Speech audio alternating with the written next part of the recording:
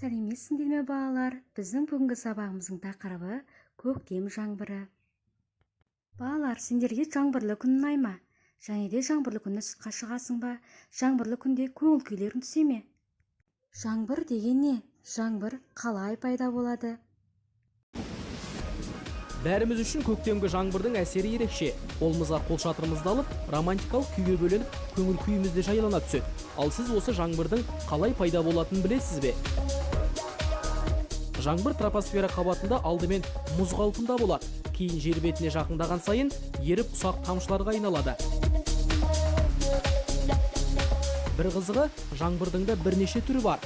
Ендеше атап өтсек, ақ жаңбыр бір қалыпта толассыз ұзақ жауады. Боз жаңбыр, жаңбырдың баяу жауатын түрі. Қара жаңбыр, тек күзде ғана жауатын қалың жаңбыр. Міне балалар, біз жаңа жаңбырдың пайда болуы және жаңбырдың түрлерімен таныстық. Енді қазір жаңбырдың дыбысын тыңдайық.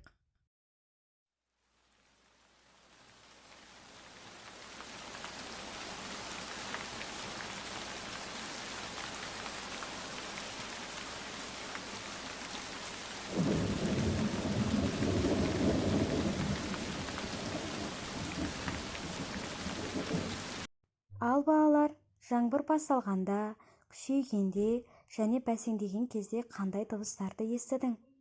Жаңбыр жауғанда қандай динамикалық белгілерді естуге болады? Ал балалар, ұрмалы, шулы аспаптар арқылы жаңбырдың үш сәтін мен көрсеткен динамикалық белгілер арқылы сабақтың соңында маған жолдап береміз. Енді балалар, бүгінгі сабақта біз рейнстік аспабы және оның жасалу жолдарымен танысамыз. Рейнстік ағылшын тілінен аударғанда жаңбыр таяқшасы деген мағынаны білдіреді. Рейнстік аспабы шулы аспап. Ол Чили, Перу жерінде пайда болған. Ұзындығы 25-тен 70 сантиметрге дейін болады. Кепкен кактус ағашының ұзын бұтағынан жасалған. Ұзын түтікше тәріздес қуысына түрлі майда қатты заттар, мысалы тас, күріш, моншақ, дәндер, тіш қоғыш тағы басқа заттарды салып, екі шетін бекітеді. Сонда одан дыбыс шығады. Жарайсыңдар балалар, қазір біз рейнстік аспабынан жаңбырдың дыбысын тыңдайық.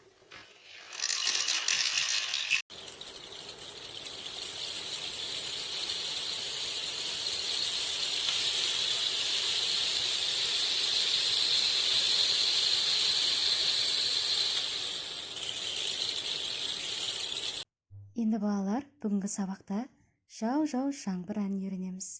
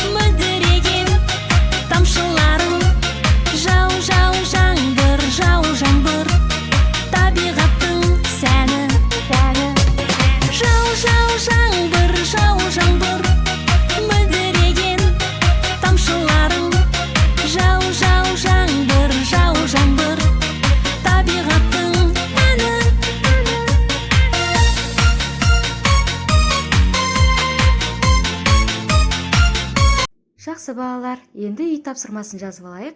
Жау-жау жаңбыр әнін жаттау және жаңбырлы күн суретін салып келу. Осымен бүгінгі сабағымыз аяқталды. Сау болыңдар.